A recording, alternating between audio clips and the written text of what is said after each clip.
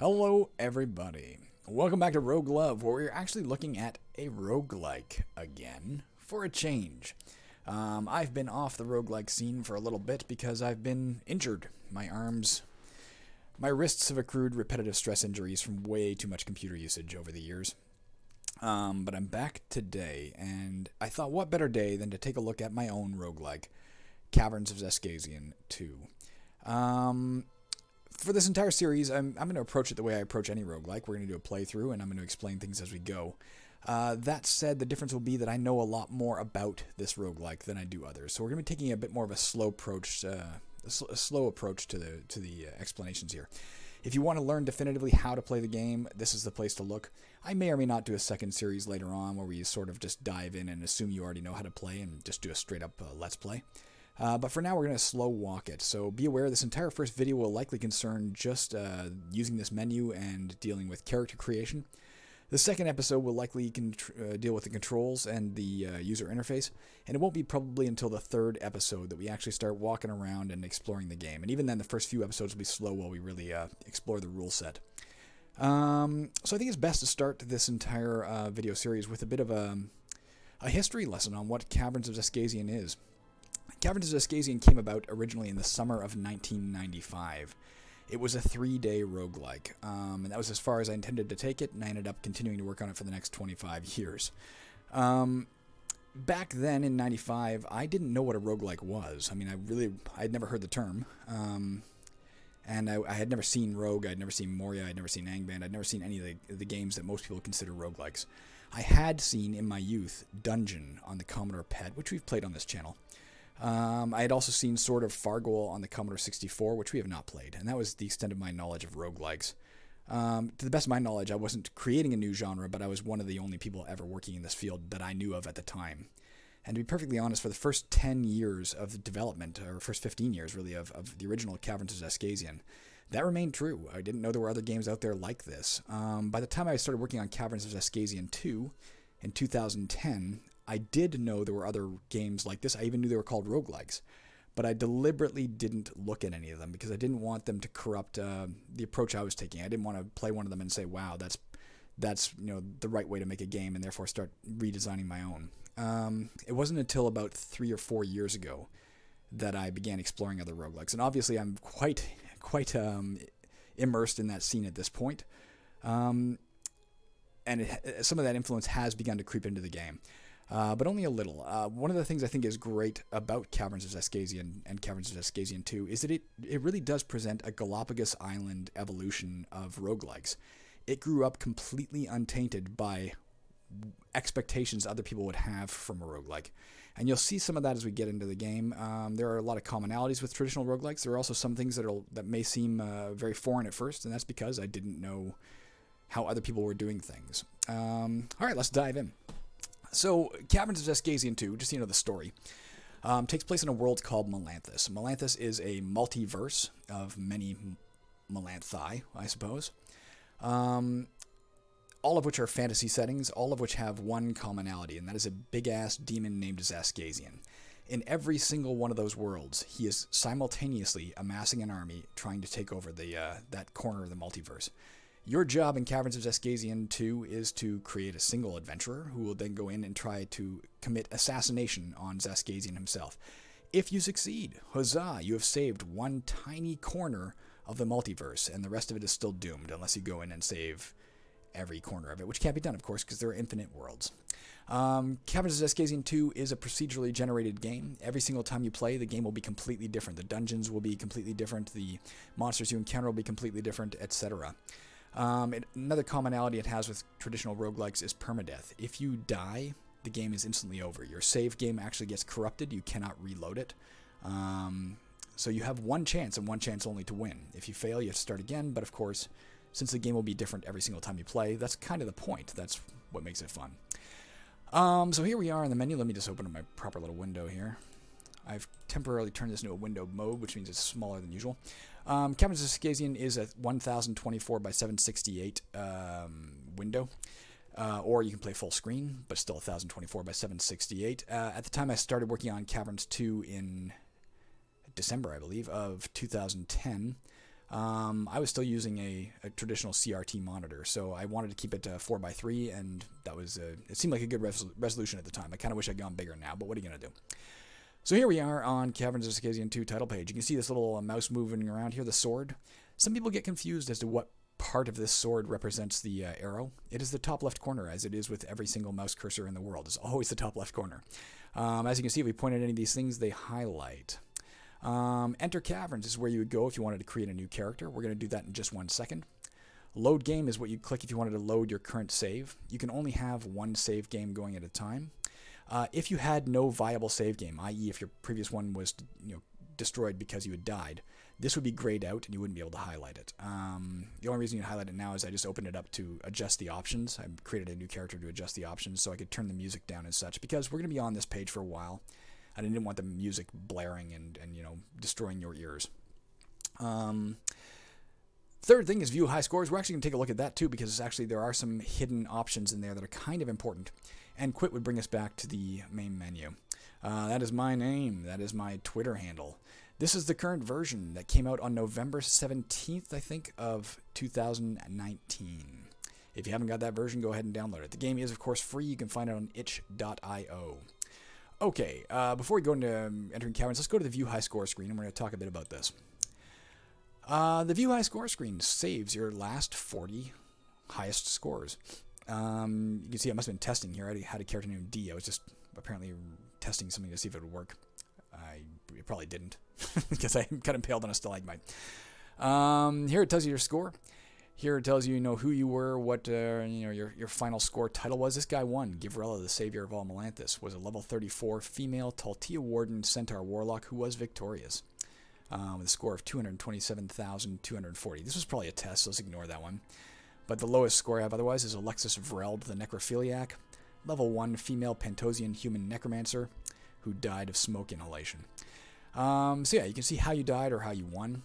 The one that is highlighted in yellow here is always your last game that you actually played. Zigrax Thorg the Effective, level 8 female Illumin half-orc swordsman who heard the Banshee's wail. If we go back, as you'll see, we just go back to the main screen. But if you go over to reset, this is what I want to show you. Clicking reset allows you to reset this high score list. We're going to say no because I kind of like my high scores that are there. Just click it.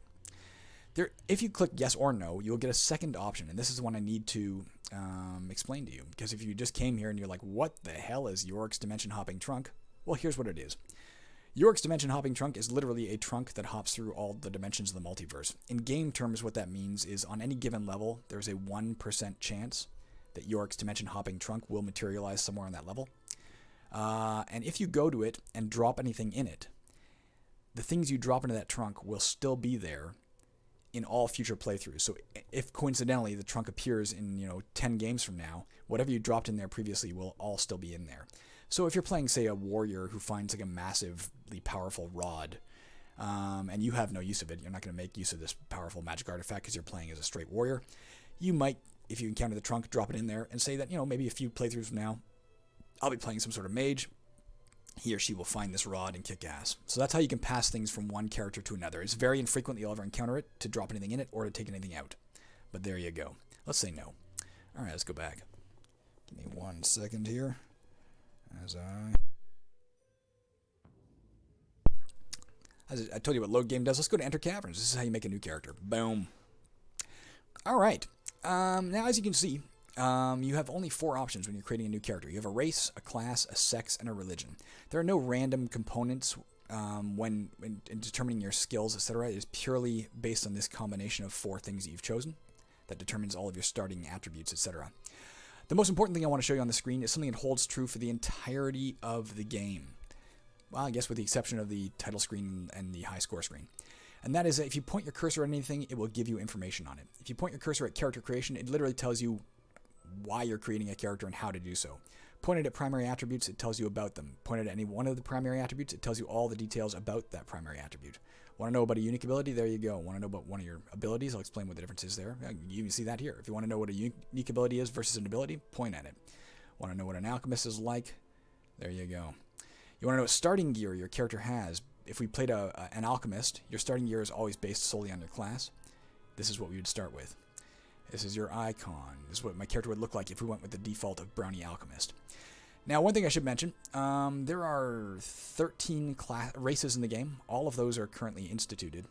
There are technically 38 classes in Caverns of Xaskazien 2. That said, a little while ago, I started working on something called a perk system. The perk system introduced a lot of new gameplay mechanics, and for that reason, I had to literally remove all the classes and slowly reintroduce them one by one with this perk system integrated. I have not finished that process yet. I think there are only 16 classes right now, I believe is the amount. I'm not going to count through them at the moment. But eventually all 38 will be restored. It takes about a week of work for me to actually get a class back in with perk system intact, about 40 hours or so, 30 hours or so. And with my arms still recovering, that would be a recipe for renewed bed rest for freaking months. So I don't want to do that right now. I will get back to it eventually, I promise. I'll probably be slower than one per week. It'll probably be like one every month or so, or one every 2 or 3 weeks, but I will get back to it. Okay. Now, when you're choosing a race, class, sex, or religion, how do you do that? Well, you highlight these little arrows here. We can cycle through. Boom, boom, boom to the left. Boom, boom, boom to the right, etc. all the way through the various races that exist. Obviously, the same holds true for sex, etc. Male, female, random. All of them, you'll see, do have a random option.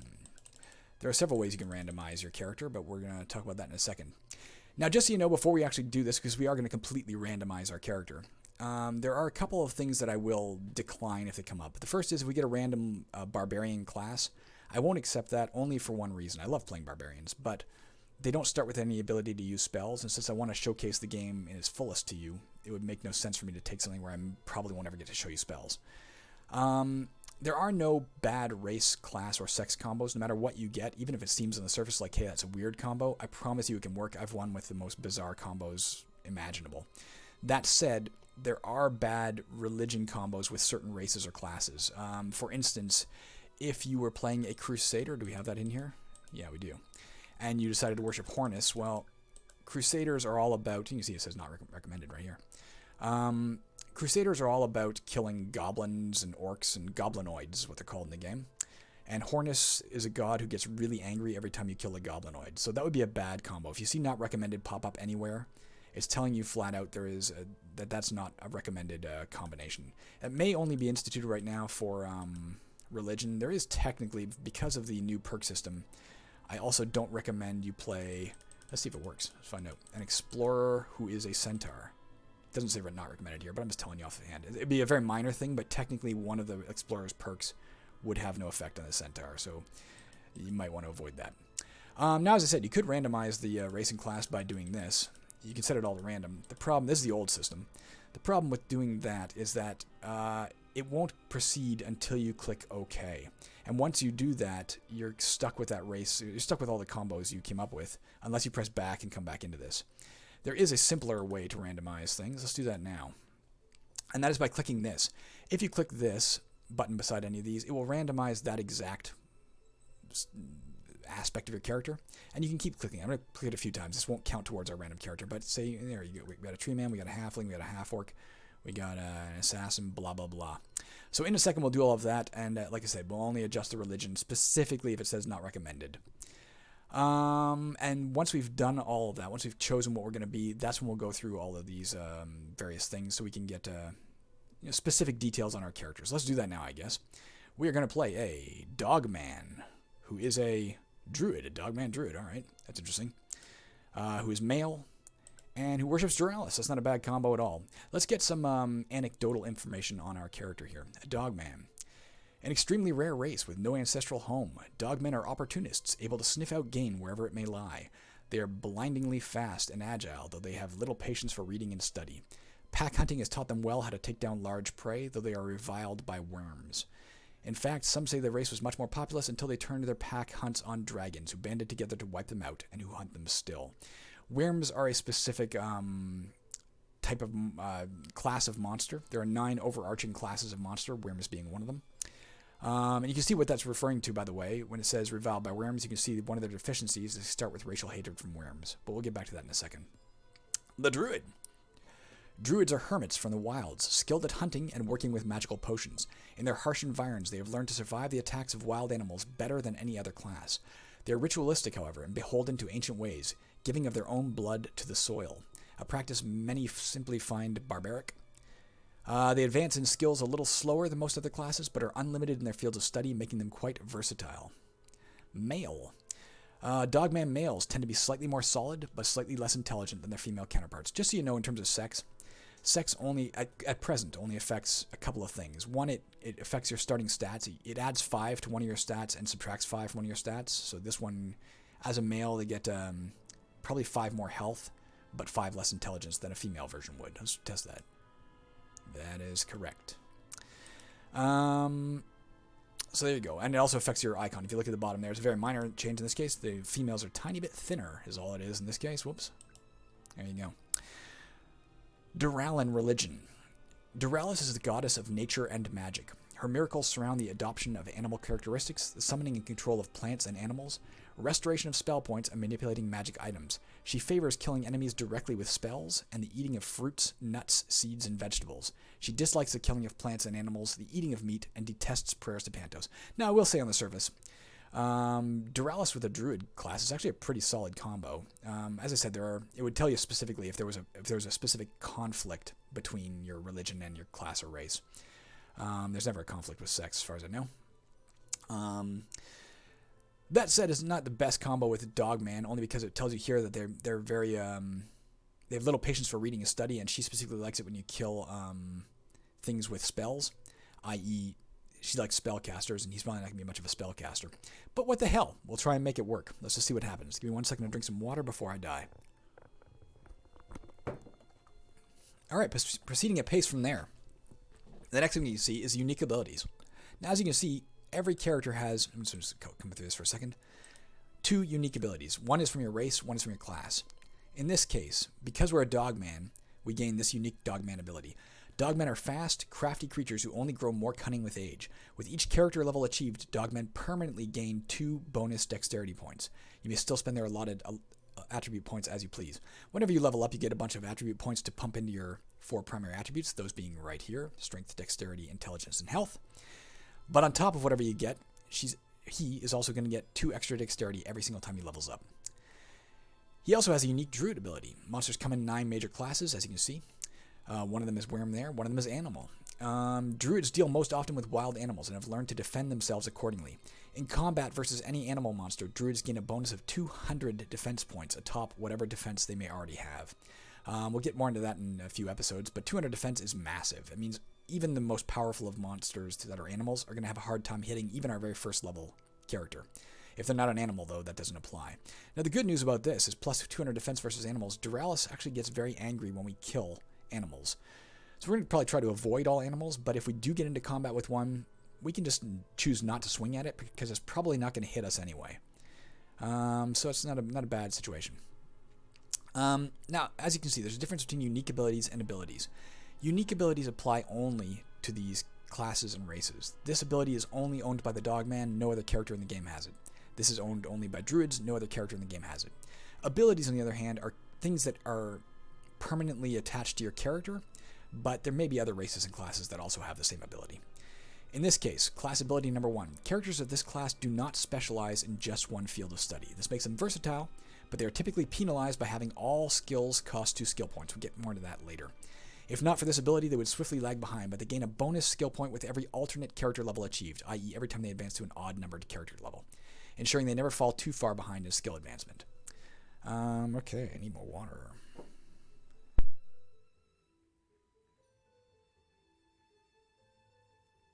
Let's come over to the primary attributes. As you can see, there are 4 of them. They are color-coded, by the way. Any attribute that is listed here in green, i.e. dexterity and health, is a higher than normal attribute for a starting character. Starting is 30 for everything, average. Anything in red is lower than normal. You can see here exactly what these things affect. I'm going to give it to you in brief rather than read through all of this. But strength affects several things. It affects how heavy a weapon you're allowed to wield, how heavy an armor you're allowed to wear. It also can give you a chance to cause bonus damage when you hit in melee combat. The higher your strength, the more likely you are to do so. Also, the higher your strength, the greater range of bonus damage you can do. And it also affects how much gold you can carry. It's a literal 1-to-1 ratio in that case. This character can only carry 20 gold pieces. It's sort of an artificial conceit put into the game to make sure the strength remains as valuable as the other stats. So if this person happened to find 21 gold pieces on the ground, he would pick up 20 of them, and the other one would be gone forever from the game. So you want to get your strength up. Even if you're playing a mage, you might want to get your strength up to make sure you can carry a large amount of gold. Dexterity, its primary effect is how easily you can hit monsters. If you're talking about a monster that has no defense, and you have no specific bonuses to your attack, then this is a straight percentage chance, i.e. in a standard combat at the start of the game, the Dogman would have a 40% chance to hit the average character. But as their defense climbs, that's going to lower. As our various weapon abilities, etc. climb, we may get bonuses to hit, who knows. It does affect a bunch of other things as well. We'll come back to that in a second, though. Intelligence's primary aspect is it influences how many spell points you get. We'll go into more of that in a minute. I guess we can possibly see it there. Maybe not. But the higher your intelligence, the more spell points you have. The more spell points you have, the more spells you'll be able to cast. It also, incidentally, affects what spells you can cast, in the sense that every spell has an intelligence rating. If your intelligence isn't at least that, even if you know the spell, you can't cast it. Even if you have enough spell points, you can't cast it. Incidentally, backtracking to dexterity, every missile weapon has a minimum dexterity rating. If your dexterity is not equal to that, you cannot use that missile weapon. You can't equip it. Your health's primary influence is, well, it determines when you die. It's your hit points. Every time we get hurt, our health will drop. If our health hits 0, we are dead and out of the game, and the game's save is corrupted, and you can't reload it, and you lose. Now, all of these have other aspects as well. They'll come into play during gameplay, and you'll see it, but in every case, strength, dexterity, intelligence, and health may have other effects in the game as we go along, determining how easily we deal with certain squares and that kind of thing. They also correspond to your skills. Skills come in 4 different varieties: warrior, rogue, mage, and general. You have to have at least 30 in any of the given attributes to learn that corresponding skill. So we couldn't learn any warrior skills right now. We could learn rogue skills. We couldn't learn mage. We could learn general, in theory, in terms of our attributes. You have to have at least 30 to learn it to the basic level. You have to have at least 60 to learn it to the advanced level. And you have to have at least 90 to learn it to the expert level. Expert level is as high as you can go in any given skill. There are a lot of different skills in the game. That said, we start with a few of them. Now, first of all, every single character automatically starts with at least basic weapon use, basic armor use, basic thaumaturgy, and basic spell use, with the exception of barbarians, who do not start with basic thaumaturgy or basic spell use. It's their main deficiency. Everybody else starts with those 4 skills, and for that reason, they are not listed here. There's not a space to just put in things that everybody starts with anyway. But as a bonus, our Dogman Druid, because of this combo of race and class, starts with the following skills. Advanced Scavenging. You see, Untrained Scavenging, which most characters will start with, has no effect. Basic adds 10 gold pieces to the amount found whenever you find gold. Advanced adds 20 gold pieces instead. So every single time we find gold, however much we should have found, we're actually going to find 20 gold pieces more. That's pretty awesome. Bear in mind, with our strength of 20, we can only carry 20 gold pieces. So every single time we find gold at the start of the game, we're going to find 20 gold pieces. It's going to be very valuable, but we're going to want to get our strength up so that we're not wasting all that gold that we should be finding. Basic Technology. Untrained has no effect. Basic gives us plus 30 to hit versus Giant types. If you look in this list here, you can see Giant type is one of the 9 major classes of monsters. Basic Hunting gives us plus 30 to hit versus animals. Unfortunately, we don't want to kill animals anyway, but if we did, we'd have plus 30 to hit them. We may have to kill a few of them en route. We may just decide to do so anyway. God be damned. What are you going to do? Basic Alchemy. Untrained disallows identification of all potions except health potions. Basic Alchemy also allows identification of simple potions. So when you find a potion, unlike a lot of roguelikes, it's not a randomized thing. It doesn't tell you like this is a red potion and maybe one game red potions are this and another game are this. Potions are what they are. If you find a potion as a health potion, it'll tell you straight out this is a health potion of some type. Every character can identify those visually. Any other potion, you have to have at least Basic Alchemy to guess what it is.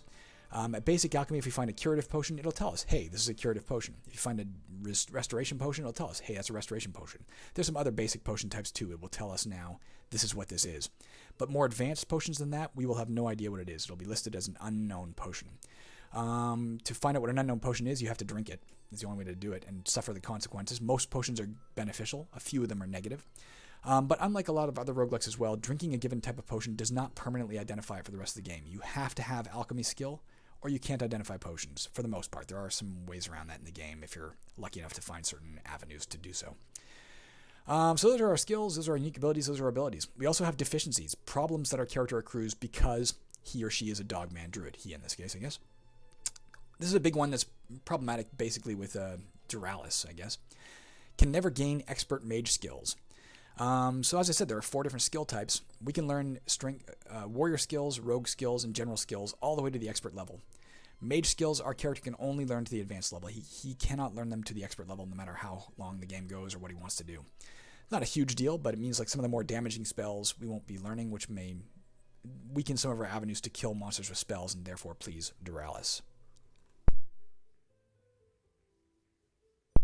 Racial hatred from worms. As you play the game, monsters all have an attitude towards you. The 9 different monster classes each have one centralized attitude towards you. Most of them will start off indifferent towards you, i.e. they literally don't know who you are and they don't care who you are. But as you kill more and more monsters of that type, especially if you kill hero monsters or if you kill more important monsters to that class, they will start to hate you more and more. And as that hatred passes different milestones, monsters of that generic class, the 9 overarching classes, will gain bonuses in combat against you. In this case, we start the game with Wyrms already hating us because we're a dogman, which means all Wyrms in the entire game will start out with the added bonus of having plus 20 to hit us, basically a plus 20% chance to hit us than other monsters would. Now, as we come to kill more and more monsters, other monster races will inevitably come to hate us as well, but they start off with hatred from Wyrms, so it's a bit of Wyrms are a bit more dangerous to us at the start of the game than they would be other characters. Gains back 1/2 health with each character level. Normally, when you level up, a bunch of things happen. You gain all your health back. You actually gain some more max health, always 2 max health. And there are sometimes other things that come into play too. You gain 10 attribute points, you gain skill points. But our character does not gain all his health back when he comes back, when he goes up a level. Because he's a druid, he'll only get half of his health back when he goes up a level. So that could be a dangerous thing for us as we play the game. And all skills cost 2 points. Most classes will have 2 of these, like warrior skills and rogue skills, say, will cost them 1 skill point. Maybe mage skills will cost them 2, and general will cost them 3. That's a standard. Most classes work that way, that they have 2 of the skills that cost them 1 skill point, one of them it costs 2, and one of them it costs 3. For our character, every single one of the skills costs 2 skill points. It's kind of good in the fact that there's no skills we can't learn. There's no skills that go up to 3 skill point cost, but none of them are 1 either. Now, because we gain a bonus skill point every other level, we're still going to be learning skills at a pretty fast clip, but not as fast as most characters. One other thing I left out of intelligence as well. Every single time you level up, the game takes your current intelligence at the time you leveled up and puts it into a pool. When that pool hits 300, you gain a bonus skill point on top of the skill points you'd normally gain for leveling up. So the higher your intelligence, the more skill points you're ultimately going to get too, and the more frequently you're going to get skill points. If you can get up to intelligence 300, every single time you level up, you're going to get 2 skill points because you get 1 for leveling up and 1 for your bonus of the intelligence. If you have intelligence 150, then every time you level up, every other time you level up, you'll get a bonus skill point, etc. Right now, it'll take us 15 levels to get a bonus skill point if we just left our intelligence as is. Okay. That's about all I need to tell you about this, or this. As I said, this is our icon. We didn't look at our starting gear. Let's take a look at that. So as a druid, we start with a sickle, which is a light axe. It does 1 to 6 damage, but has -9 to hit. We start with a wooden flute. It has limited uses, but gives us a 50% chance to charm animals. Hold monster spell, which temporarily prevents monsters from moving if we successfully cast it on a monster. Water walking, which temporarily lets us walk on water unharmed. That's a spell. And the summon vermin spell, which summons a low-level friendly monster of animal intelligence to fight for us. There we go. That is our starting character. Let's dive in. And we'll call the game as soon as we start the game. We'll call it right there. Call this an episode. And then we'll come back and start looking at the user interface and how to control the game. That's it. Okay, we got to name our character. Let's give her a good doggish name. How about Fandruff? Let's just call it Fandruff. Let's leave it at that. Every time you go here, it gives you a little loading bar. It also tells you a did you know at the bottom. There's like a couple hundred did you knows. It'll go through them all until you've seen everything that's on offer. Pole arms are the easiest weapon to hit with, but they do the least base damage. Okay, got it. Let's hit enter. And here we go. This is the start of our game. We are on the first level of the dungeon. Xaskazien, incidentally, exists on dungeon level 30. We have to get down to dungeon level 30 to win the game. It's a prerequisite, because that's the only place you'll encounter him. You can't go lower than dungeon level 30, by the way. You can't get to dungeon level 31, no matter how hard you try. All right, let's call it quits here we can press Q to quit. We could also go to the options menu and press quit and save. Either way, pressing Q quits your game and it saves your game. As I said, you can only have one save game at a time. I'm going to click it here. There we go. We're back to the main menu. I'm going to hit quit, and I'm going to stop right now. See ya.